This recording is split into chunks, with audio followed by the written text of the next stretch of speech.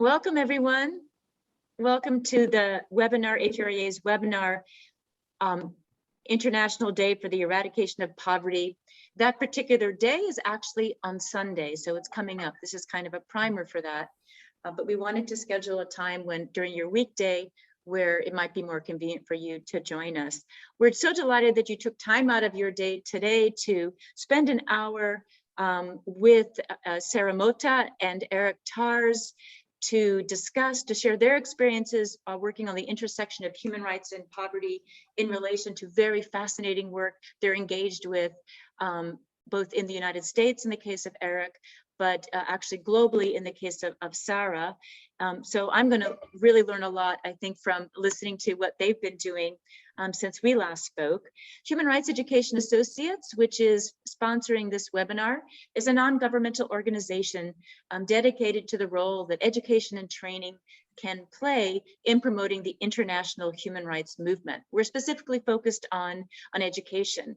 And we have a monthly webinar series, which is linked with one of the international days of that month.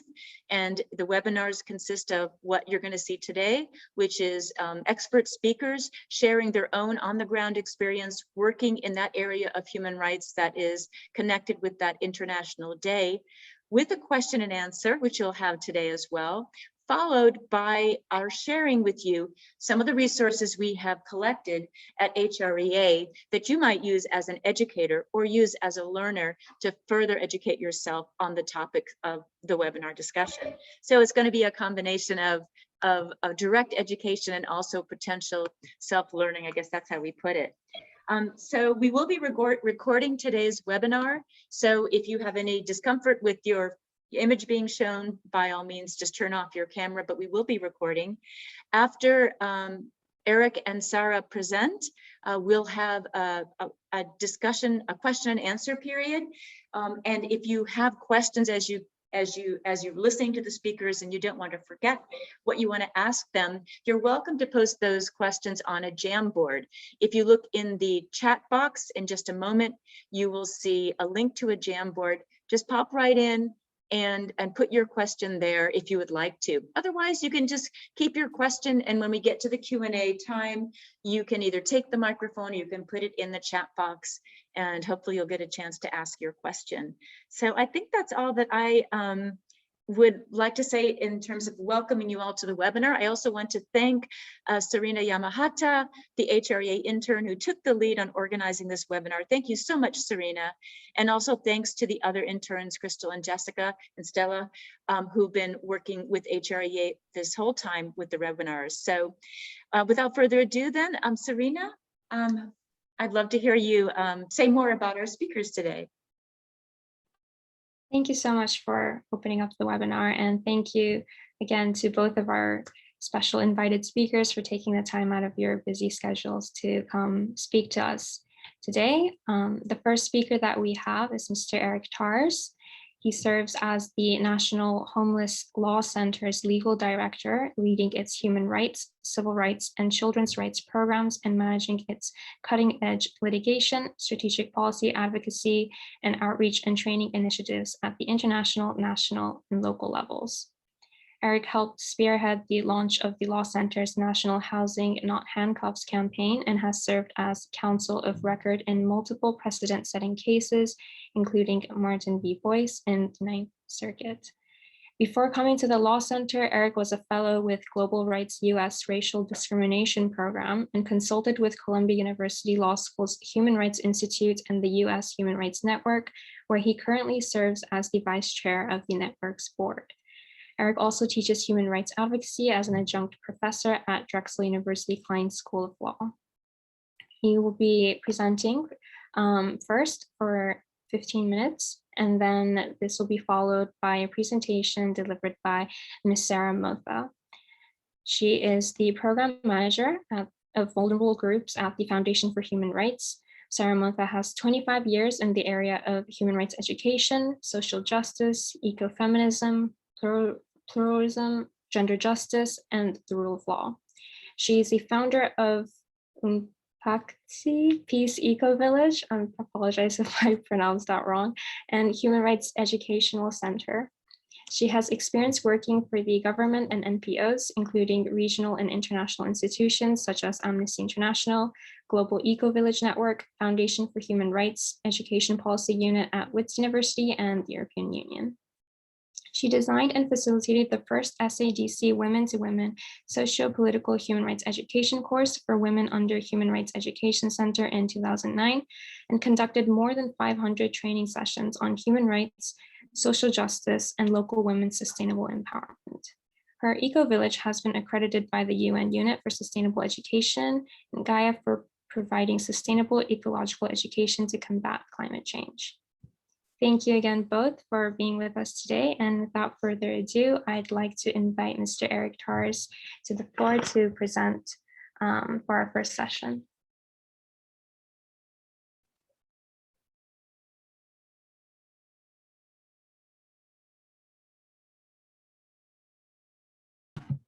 All right, can you hear me and can you see my screen? All right, good. Great, so thank you, Serena, thank you, Felisa, for inviting me today. I'm Eric Tarz, the legal director at the National Homelessness Law Center, where for more than a decade, I've been working to end the criminalization of homelessness and promote housing as a human right in partnership with those directly impacted by the violations of their rights.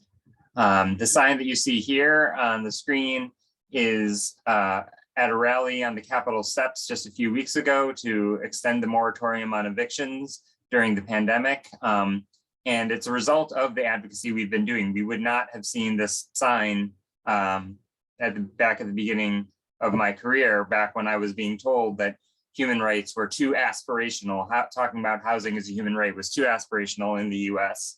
And now it is clearly a message that is resonating. It's holding the conscience and the consciousness of our nation, and is directly impacting policy that has helped millions of Americans stay in their homes. And it's now mainstream enough to be echoed by the President of the United States in this administration. But before I get to the President and to these pictures, I want you to imagine a very different picture. So imagine a person forced to sleep on a cold concrete slab, exposed to the elements, sleep deprived, denied adequate food and water, humiliated and degraded, threatened and harassed by law enforcement. Have a picture in your head? I've got a picture in my head too. And when it's these pictures, there's no doubt that it's torture, or at least cruel, inhuman, and degrading treatment. But now, thanks to our work, when it's this one, it's recognized as such, not only at the international level, but also at the domestic level. And vitally, thanks to our domestic advocacy in conjunction with the international standard setting, the human rights of homeless persons are now being protected and enforced by our own federal agencies, and finally, by our own courts. And this is the work that we and others have done, taking advocacy from the domestic level up to international human rights tribunals, bringing it back into the domestic sphere, and has changed policies and is making an impact on the lives of the most marginalized and vulnerable in our society. And instead of just imagining this person, let me tell you a story about a woman named Amber Jack Minsky. Amber is experiencing homelessness in beautiful St. Petersburg, Florida, where tourists can sleep on the beach all day, but despite the lack of available shelter beds, they'll arrest you if you try to sleep on the streets at night. The city also has no public toilets available after 11 p.m. But as a human being, sometimes Amber just has to go. And she tried not drinking anything after 6 o'clock at night, but that led to a urinary tract infection. And so one night, as she huddled behind a bush to pee, she was arrested and charged not only for public urination, but for indecent exposure, which is a sex crime. So now Amber has not only the immediate penalties of jail time, fines and fees that she can't pay, but also has to register as a sex offender for the rest of her life, making it almost impossible for her to find housing. And that doesn't help her out of homelessness. and it doesn't help St. Petersburg solve either its homelessness problem or its public urination problem. We shared Amber's story to UN human rights officials, people who've seen the worst of the worst all around the world, and even they couldn't grasp the moral or legal logic that allows cities to punish people for needing to survive in the absence of adequate alternatives. The criminalization approach is based on an assumption that individuals are choosing to be homeless in a world with ample resources, and that they needed to be ticketed or arrested as a catalyst to help get them to choose housing.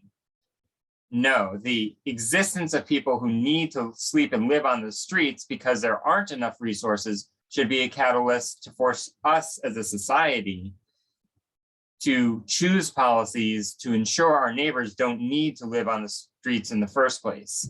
It's not the people experiencing homelessness who should be held accountable for sleeping on the streets, but our elected officials who aren't doing what it takes to reverse the facts that the shelters are full every night and that rents have outpaced wage growth for decades. But unfortunately, this isn't what happens. Our surveys show that as reports of homeless encampments have grown by more than 1,300% over the past 10 years. In that same time, bans on camping, on sleeping and loitering, and on living in vehicles have increased by double or triple digit percentages. And because homelessness has a disparate effect on people of color, as well as those with disabilities, the LGBTQ community, and these communities are already subject to over-policing, unsheltered homelessness, and the criminalization of homelessness hurts those who are already marginalized even more. And that's why today we have to say the name Kurt Andres Reinhold, which isn't as widely known as George Floyd or Breonna Taylor, but who is yet another Black man killed unnecessarily by police last summer. Kurt was homeless and having a mental health crisis that should have been dealt with by trained professionals, but instead he got a homeless outreach team from the Orange County Sheriff's Department. Even those homeless outreach teams are staffed by armed police officers instead of unarmed social workers, making it much more likely that a situation will escalate rather than de-escalate. But because people experiencing homelessness live their entire lives exposed to public view and police scrutiny, and these laws are on the books, they can literally make their very existence in public a crime. When race and homelessness intersect, it makes Black, Indigenous, and other people of color extremely vulnerable to police interaction and potentially police violence. And this is why, starting way back in the early 2000s, we at the National Homelessness Law Center have understood that in order to get to housing as a human right, we first have to get our country to agree that it's wrong to criminally punish people for not having housing and who understand who is harmed when they do so. And much as I love our crew of housing and homeless advocates, we can't get to the world we need where housing is a human right on our own. But by joining with the powerful movements being led by people with direct experience of poverty, of homelessness, of racism, we can change the narrative and we can change the outcomes. And I'm not going to pretend that this isn't grim and that it shouldn't make you angry, because it should. But I do have some good news that we have a lot of tools that are helping us turn the tide. First, thanks to our human rights advocacy, HUD responded by including grant incentives to end criminalization in some of their funding applications. Second, thanks to government consultation to discuss their report to the Committee Against Torture, we raised the idea of the DOJ intervening in a case to support our position that criminalization of homelessness violates the 8th Amendment. And after the formal conversation, the head of the Civil Rights Division, Jonathan Smith, came over and asked if we had any cases that were ripe for intervention. And I replied, our summary judgment hearing in what was then the Belle v. Boise case was coming up. And a few months later, we had a brief from the Department of Justice clearly stating that, quote, it should be uncontroversial that punishing conduct that is a universal and unavoidable consequence of being human violates the 8th Amendment. Sleeping is a life-sustaining activity, i.e. it must occur at some time in some place. If a person literally has nowhere else to go, then enforcement of the anti-camping ordinance against that person criminalizes her for being homeless. And now, after a few more years of advocacy, we even got the DOJ to include invest in their own civil rights investigations, looking into the policies and practices of police departments against people experiencing homelessness.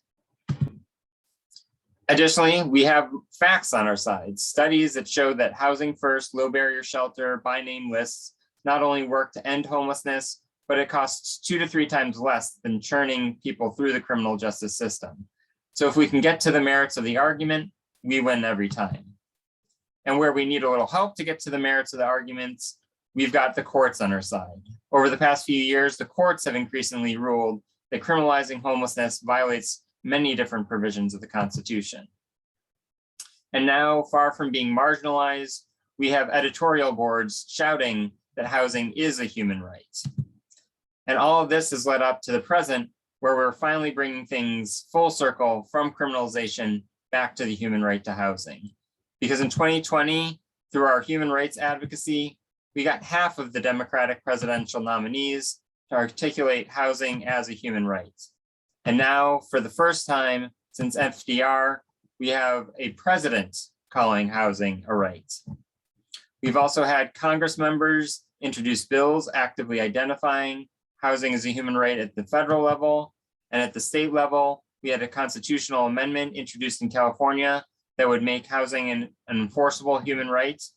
And at the local level, we have Moms for Housing and others taking over housing for people experiencing homelessness and direct actions to claim their right to housing. And from California to New York, people are rallying behind the call for housing as a human right. So I have a lot of hope for the cause, and I also have hope that others can draw lessons from our work to make progress in other areas. And so we know that criminalization hurts individuals and whole communities, including by robbing resources from the groups here on the Zoom today who are trying to actually promote human rights and end homelessness. So what can you do about it? 1, you can sign up at housing.handcuffs.org to join the more than 3,000 folks who've already endorsed our National Housing Not Handcuffs campaign. 2, you can help to stop more bad laws with the tools and talking points on our website. And 3, you can help replace those bad policies with good ones, again, all at housing.handcuffs.org.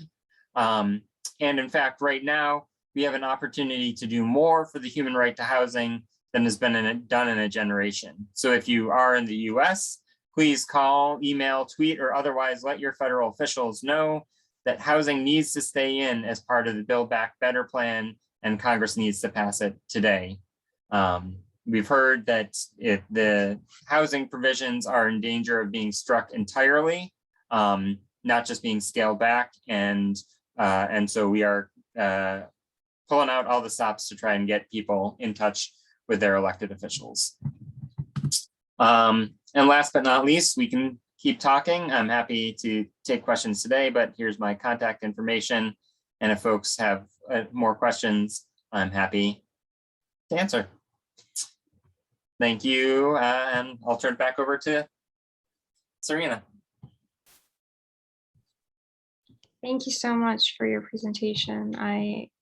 It's definitely a grim topic, but I've certainly learned a lot from it, and it's really interesting to see how the landscape is changing and how it's being more recognized. You know, housing as a human right is becoming more and more recognized, and how these effects of these grassroots initiatives at the local level to, you know, even President Biden recognizing it. It's really great to see. It was a great presentation. So thank you so much. I'd like to, is Sarah, is she here? Or did? She's just coming back. She was kicked out, I think, and she's coming back right now. Okay. Well, once she comes back, we can start our second session. Okay, great. Yep, perfect.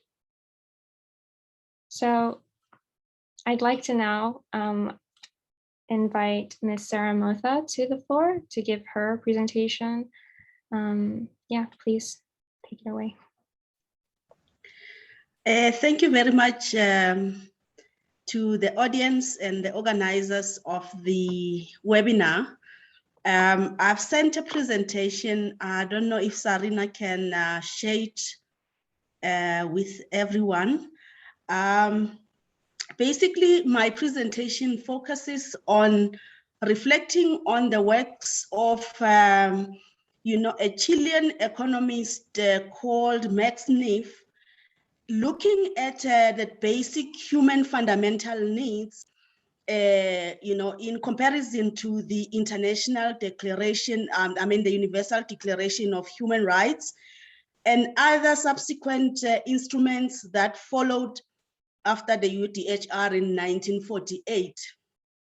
Where I'm based in South Africa, we have a wonderful constitution that makes the right to food, the right to shelter, the right to education, the right to healthcare,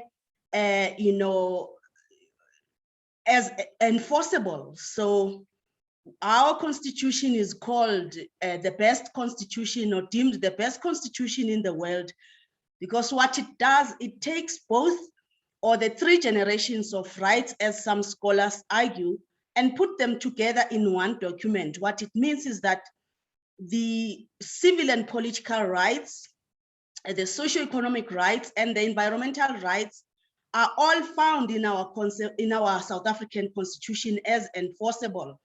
That is why it's deemed as the best constitution in the world. Now, talking about poverty, now being this, this webinar focusing on poverty and how we can internationally eradicate poverty. Max Neff speaks of multiple poverties. He doesn't understand that poverty is only a lack of one's ability to feed, clothe, have water, shelter, and transport, etc., or energy. He says, talking in the same way of the indivisibility and interdependence of rights, he says that there is interrelatedness and mutually reinforcing need for humans on a daily basis to beyond go from, in Maslow's, Abraham Maslow's hierarchy. He says all these needs, including spirituality, creativity, participation, idleness, and protection, should be met, in synergy, not in any hierarchy. And he continues to talk about the significance of merging both the left side of our brains, which is, the left side, which is where the intellect sits, and the creativity, as one, wholesome, package of needs that one needs to, live by daily, and engage the state or the duty bearers in reinforcing those rights which are interdependent and indivisible. Moving on to the next slide. Max Neff was an economist from Chile. May his soul rest in power. 2019, he left us at the age of 82. But he had worked in the South for a while and was asking himself that, irrespective of any income level of people, either they are so-called poor or wealthy, why there is a high level of poverty, inequality, and violence per se, and the increase in deaths in those countries where, maybe there's the so-called the rich and the poor living side by side, but also the increase in ecological disasters in the South.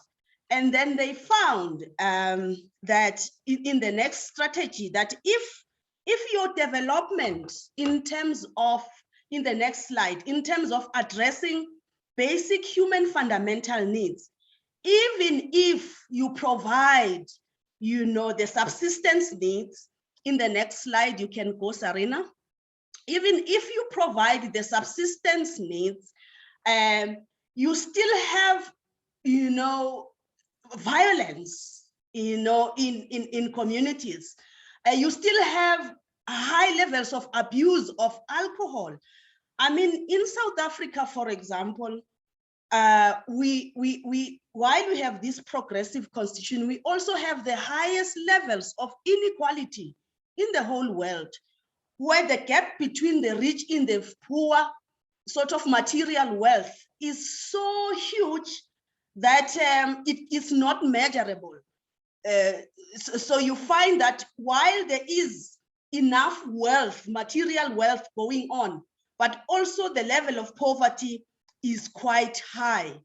And Max Neef tells us that we call these multiple poverties, while even people who have enough shelter, they have enough water, enough housing, they still, as we are speaking now, having high levels of gender-based violence in those communities.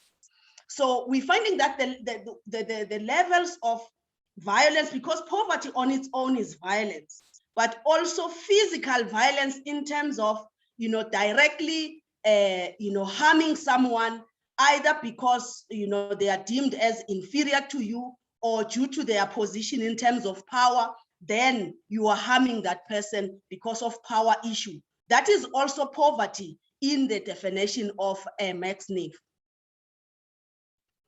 Next slide, Sarina.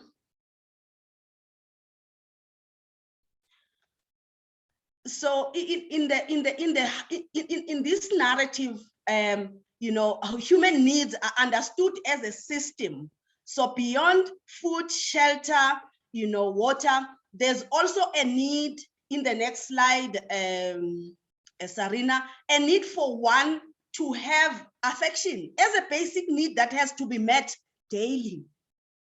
And there is a need for one to be protected.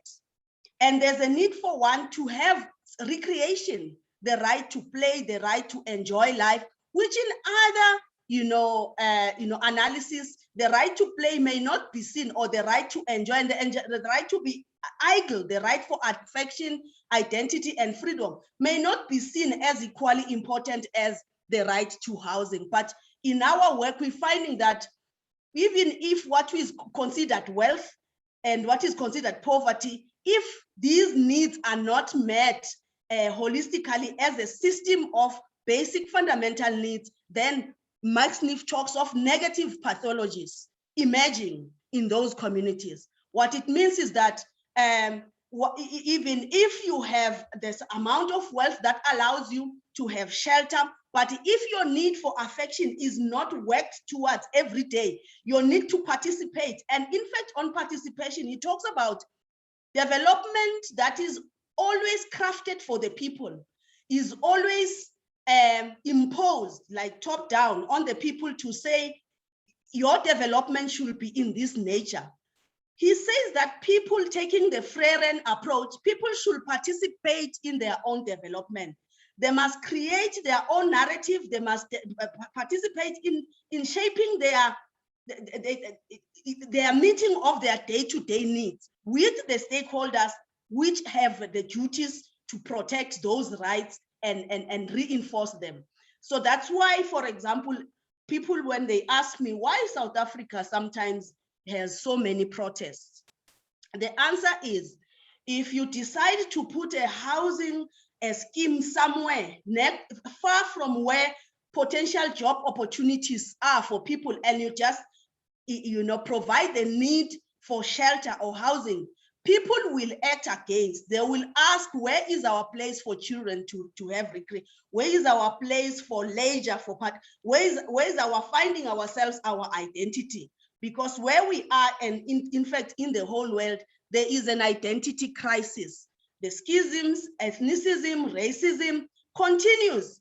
But Max Neef says, no, as we are doing the sort of meeting the subsistence needs of us as people participating, we need to also learn and unlearn about our identity, which quite often then leads to the discriminations that happen, and then later people being displaced because they are being persecuted on their basis of ethnicity or their basis of sexual orientation, because we lack the learning spaces where we can learn and unlearn about the identity international crisis that we are facing.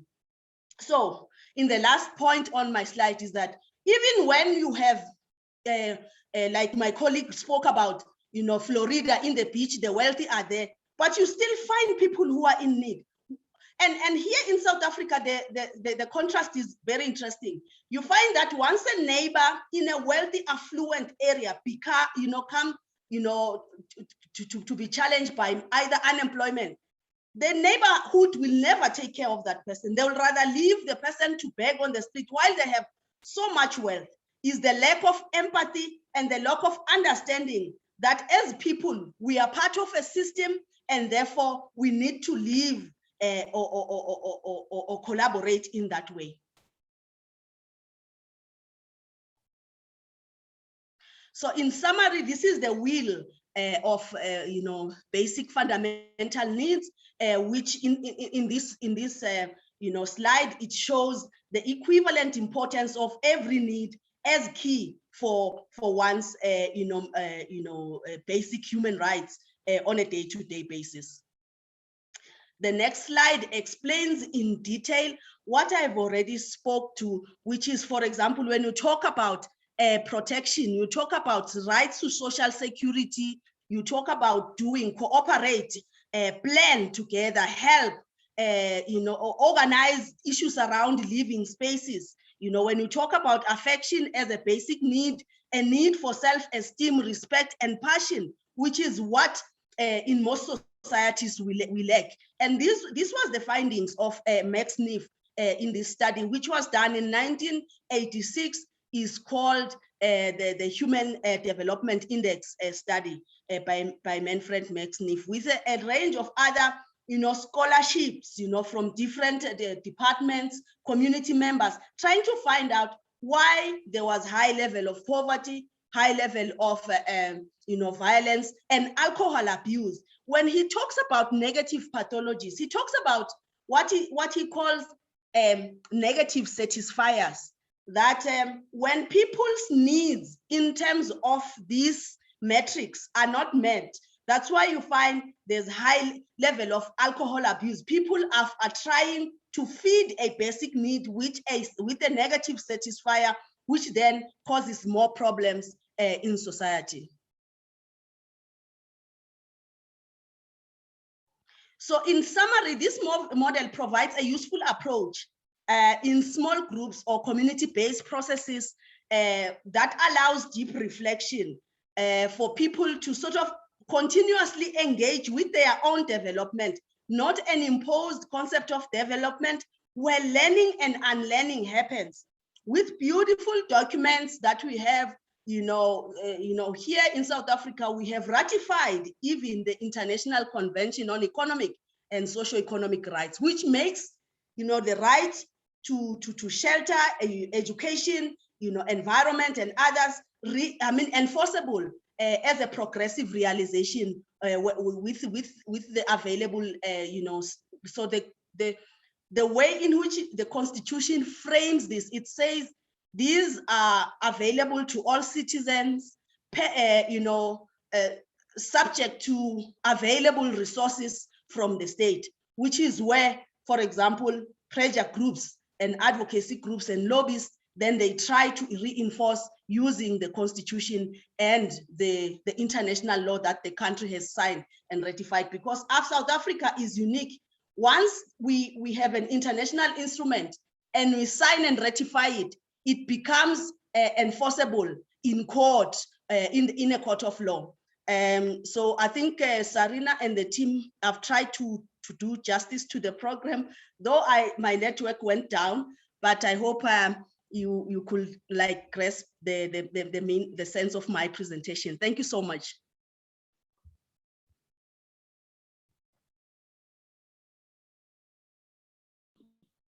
Thank you so much for your presentation. I thought it was incredibly thought-provoking, and I'm a bit at a loss for words because it's really interesting to see to hear about this context in South Africa.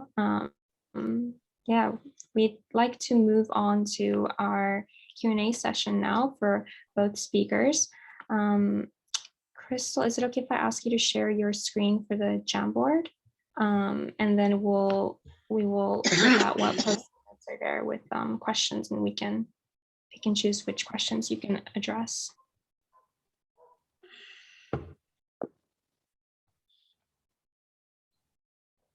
Sorry, Crystal, can you share your screen as well? My internet's a bit, yeah. Okay. And for the attendees as well, if you have any questions now as well, you can please feel free to follow the link that Crystal just put in the chat box and continue to add more questions as you like. So we have about 15 minutes for Q&A. Perhaps Eric and Sarah, you can take turns, choosing a question you'd like to answer, if that works for you. Sure, I can jump in. And so some of these kind of overlap.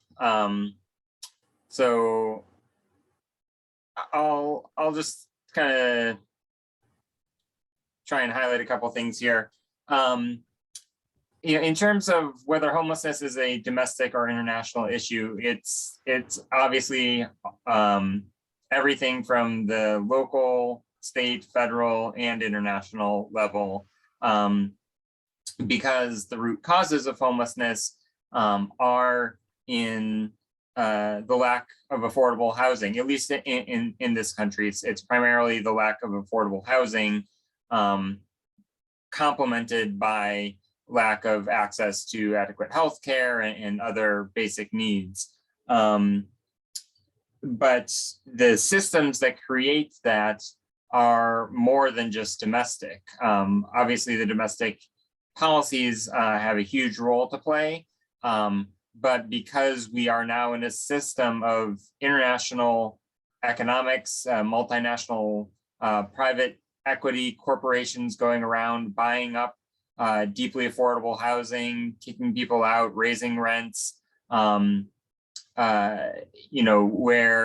the very groups that caused the last financial and housing crisis back in 2007, 2008, were then going around buying up all these homes that had been foreclosed on, turning them into rental properties, rebundling the rents into new exotic financial instruments and creating new bubbles that will burst someday, all at the expense of the people who actually need the housing.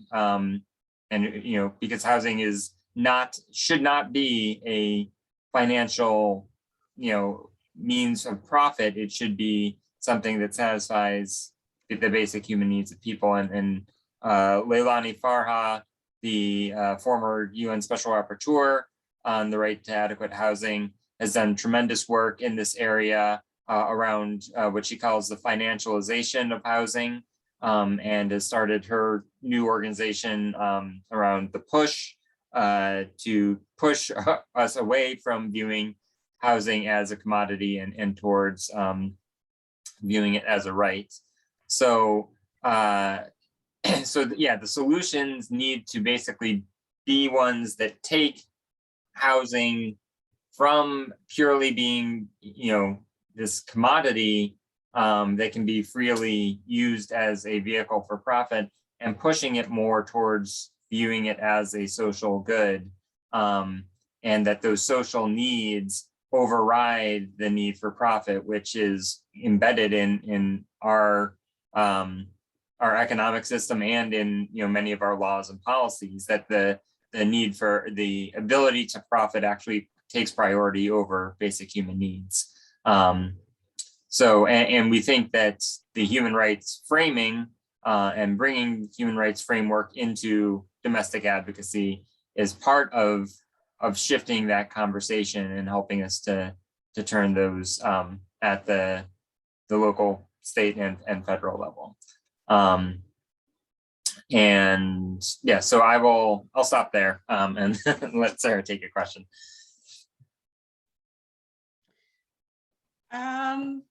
So how do we think eradication of poverty can contribute to peace? Just before COVID, 25% of the South African population was going to bed hungry, meaning that the whole day they were not having anything to eat. And as the COVID conditions escalated, you have now 50% of people who do not have any means to put on their stomach. And this cohort of people, they are a threat to those who have. There is no peace when others are hungry and they cannot feed themselves. Not going much into what has happened recently with the young people invading centers where there was food, shopping and stuff.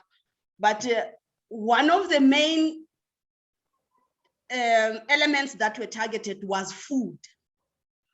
So I'm just juxtaposing that point with the fact that when you have half of the population hungry, there is no peace. Also, in terms of violence, the level of violence is in one way or another driven by lack of ways for people to survive. Also, you have a huge population of 19 million to 20 million young people that more or less don't know what to do daily. So this is some of the fertile, conditions that create, conflict and tensions when you are in situations like that. While my experience in countries as the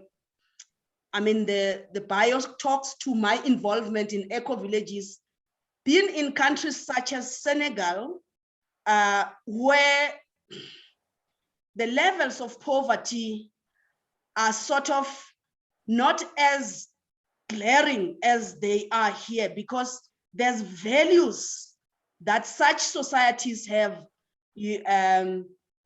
embraced, values of hospitality, being hospitable, values of creating a net for protection, not by ammunition and the arm industry manufacturing and giving guns to the police and the soldiers. It's not that kind. The protection that we talk about in McSniff and analogy is the protection that is defined as relevant and useful for the community. Because if you think protection as a way of manufacturing more ammunition as a means to protect, that doesn't happen. Protection should be defined by communities in Senegal, for example, where when one is seen homeless or hungry, there's no way in which that person is left to linger around the street. In fact, during lunch, I was shocked.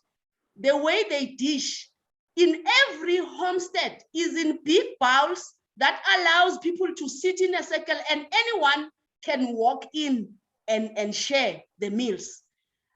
The way in which development and transformation is understood in what we call eco-peace villages narrative is in sync with the rights language of treating people in dignity, which in our South African constitution is in the preamble.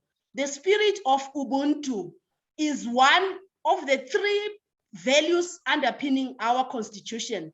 But the assumption is that because our development in the past 400 years has been in a pyramid form, that someone in top will come and implement dignity, not the Africanized, the indigenous way of employing dignity at a community level, and then it can go up.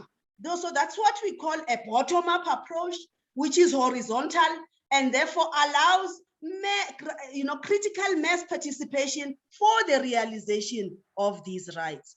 That's what in a nutshell I can share. Thanks, Chair.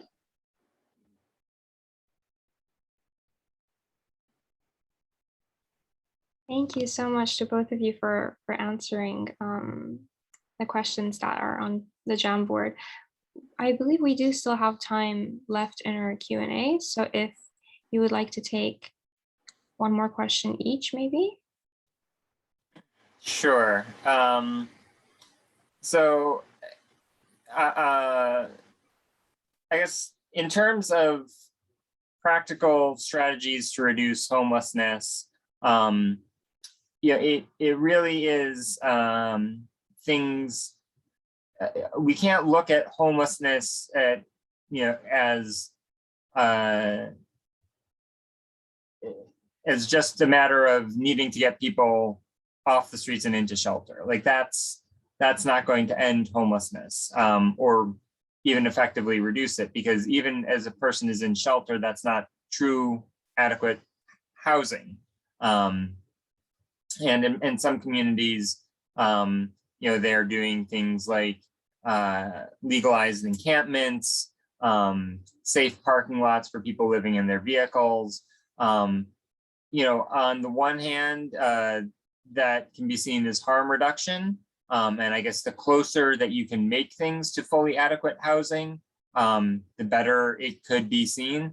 But ultimately, that's not fully adequate housing. The right to housing is the right to adequate housing. And that means, according to the UN General Comment 4, you've got legal security of tenure, you've got affordability, accessibility, habitability, cultural adequacy, the location has to be good, access to adequate services, materials, and infrastructure.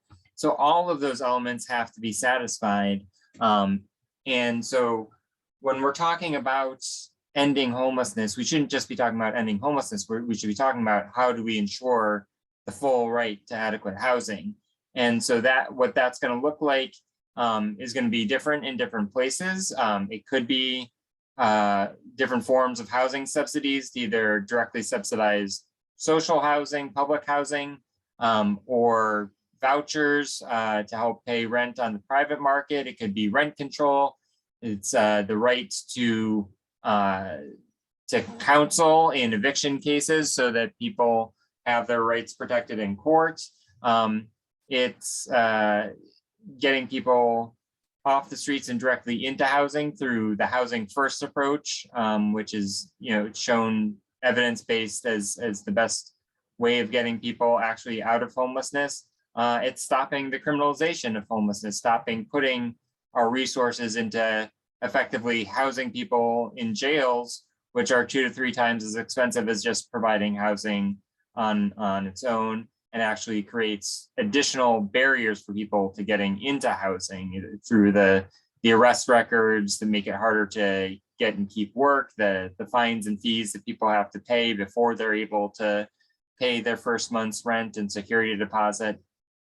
So we really need to take a comprehensive justice-based approach to the issue of homelessness if we want to end it. And that's why kind of our Housing Not Handcuffs campaign is framed as, it can't just be the housing or the not handcuffs. It has to be everything, both of those elements, as well as everything else that kind of goes into the intersectional and universal framework of human rights to ensure that people are able to live with dignity, as Sarah was saying.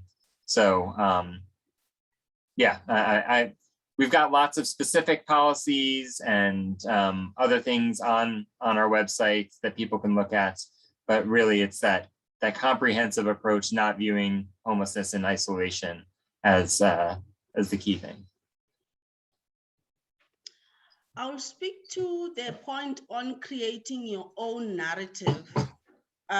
When we started the Eco Village, it was part of that process of saying, beyond having this beautiful constitution, progressive as it is, we need a living and a learning space, or an unlearning space, where these rights will be, enforced in practice and engage the state whenever it needs be.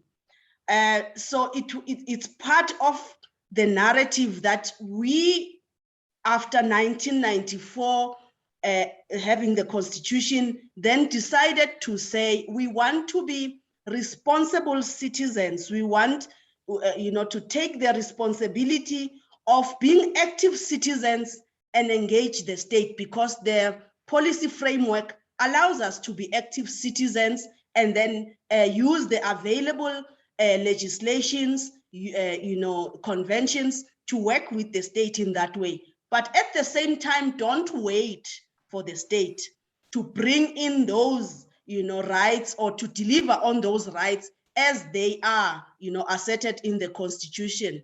The late Kofi Annan, who used to be the UN Secretary General, said himself, governments take long if you wait for them. In the African context, I'll give you an example of a judgment on housing that was given to a woman called Grootboom, which is a judgment that was supported by the organization I'm currently working for, the Foundation for Human Rights. They litigated. Grootboom won the case of having a house, a dignified house, as a constitutional court judgment. But 15 years later, she passed away not having the house, because the Constitution says the government has a responsibility within its own means to provide housing. So that is the issue.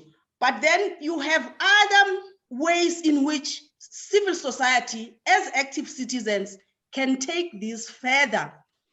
While we're still having 16% of the land, us indigenous people, after 94, right? 1913 took 87% of our land from us and gave it to the 2% minority, which is, we call them white people here. So 27 years later, only 3% has been added to the 13%. So the process is very, very slow in terms of us getting back the land and use the land to our benefit to access, because directly in the land, we will access material to build our own homes that are dignified and that indigenously have sustained us, and they are more friendly to the environment and dealing directly with the climate issues that we're facing at hand. We know this, from oldest, libraries of Mali, Timbuktu, that clay is the best material for building houses.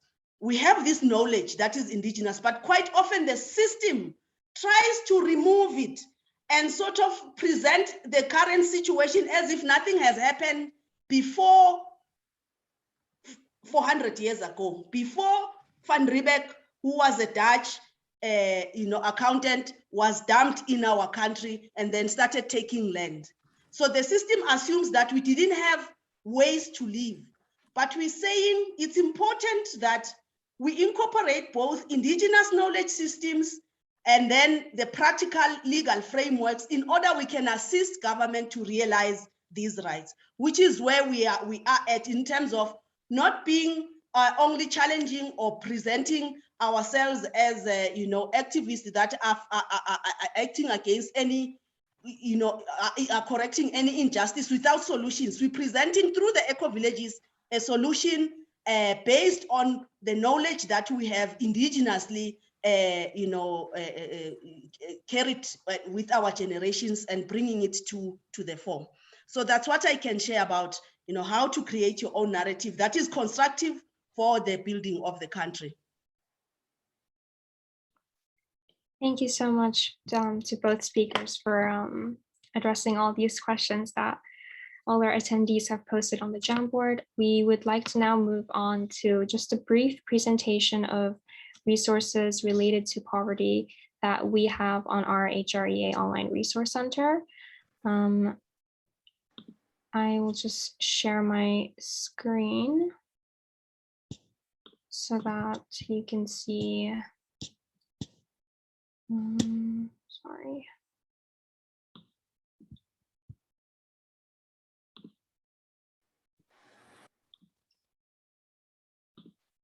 While you're doing that, I will just say thank you for the opportunity. I do have to leave promptly at 11:30 my time. So, but thank you, and looking forward to continuing the conversation.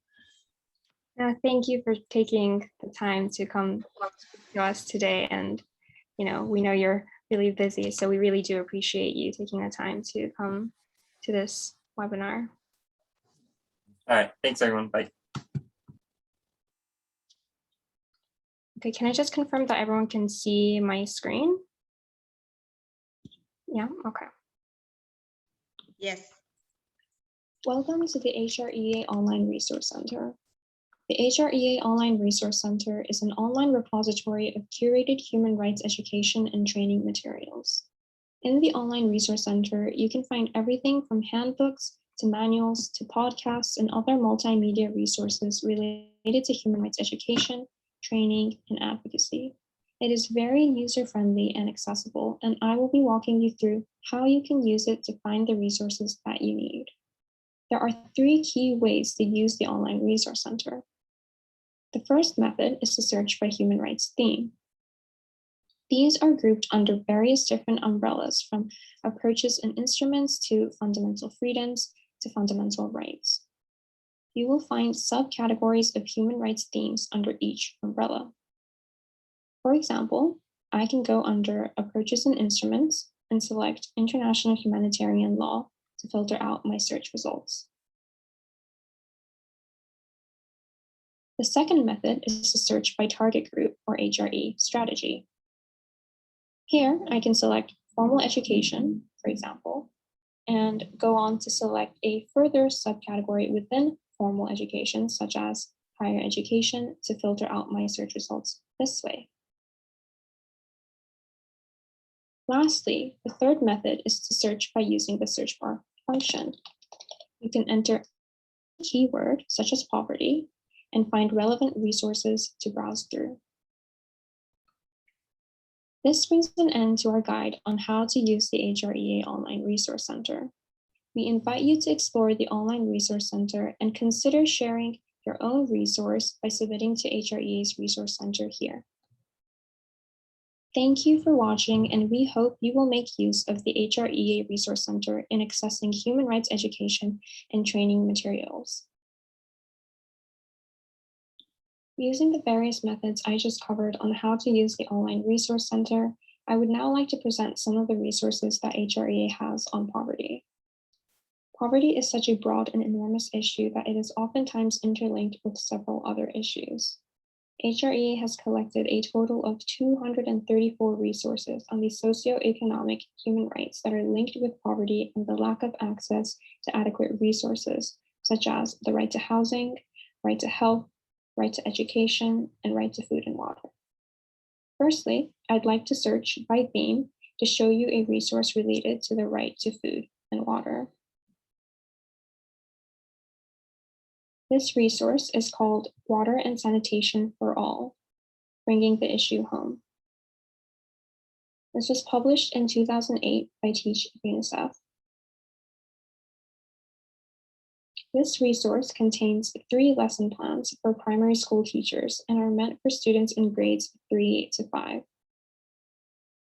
These plans are designed to raise awareness about the problems facing children with inadequate access to clean water or sanitation facilities, increase students' understanding of the world water crisis, explore how organizations and people are working to address these problems, and encourage students to take their own steps through service learning.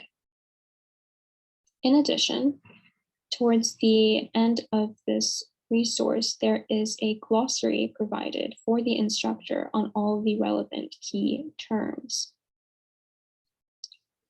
This resource also contains various handouts for teachers to use in conjunction with the activities that are planned out.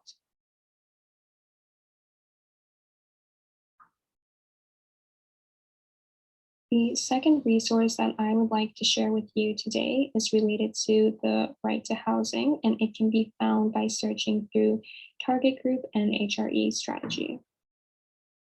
So this resource was developed for the training of professional groups, in particular, lawyers and paralegals. It is called Housing Rights for Everyone Everywhere, Trainer's File. It was developed by the Center on Housing Rights and Evictions, and it It is intended for facilitators and trainers who want to conduct training workshops on housing rights and forced eviction. It includes many tips, sample activities, handouts, resources, reference material, and information on housing rights in general. It even includes a checklist for planning a training workshop that starts from the very early stages to months in advance to weeks before the workshop and on the day of the workshop as well as any follow-up actions after the training. So it really does outline a blueprint essentially of why you want to organize a workshop like this, what are the objectives, as well as activities that can be done and how to carry out such workshops. The third and final resource that I would like to share with you today can be found by using the search bar function to look for resources related to poverty. The resource is called Respect My Rights, Respect My Dignity, and it was developed by Amnesty International in 2011. This resource is available in various different languages. And as you can see, this is the first module entitled Poverty and Human Rights.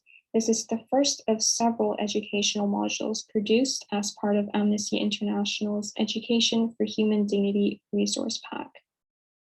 Each module explores different issues related to poverty and human rights. This first module is a general introduction to the subject.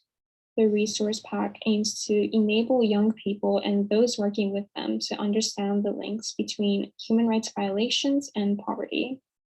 It is divided into 3 different sections.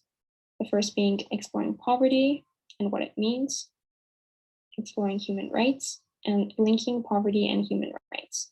This resource also contains a glossary with key terminology as well as the various activities that can be carried out to facilitate learning, as you can see here. That brings an end to my presentation of HREA resources on poverty. Thank you for listening, and please do go check out our online resource center if you are interested in browsing through our educational resources. Serena, thank you so much for orienting everyone to the Resource Center in general, and also some really interesting resources on poverty and housing.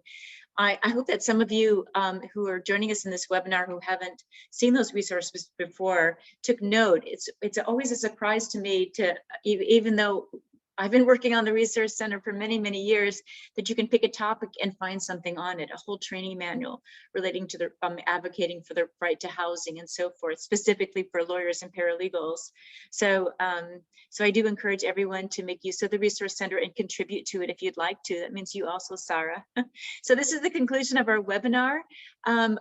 A warm thank you to everybody who made time to join us. A special thank you to Sarah for making time to be with us and inspiring us so much. It's so good to hear you, Sarah. And thank you also for the amazing work that you're doing.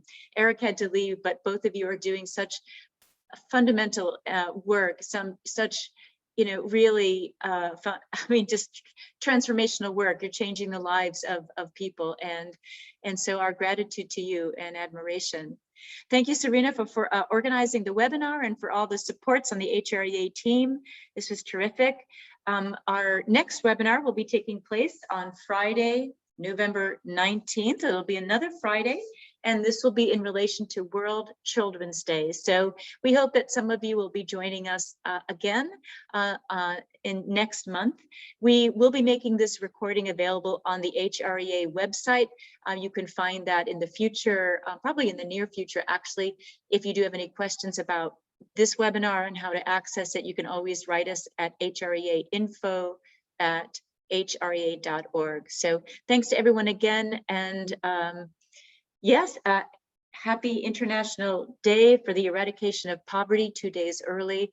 Let's all continue to do our best to raise awareness and try to address these this fundamental conditions influencing so many human rights. So thank you, everybody. Thank you. Bye.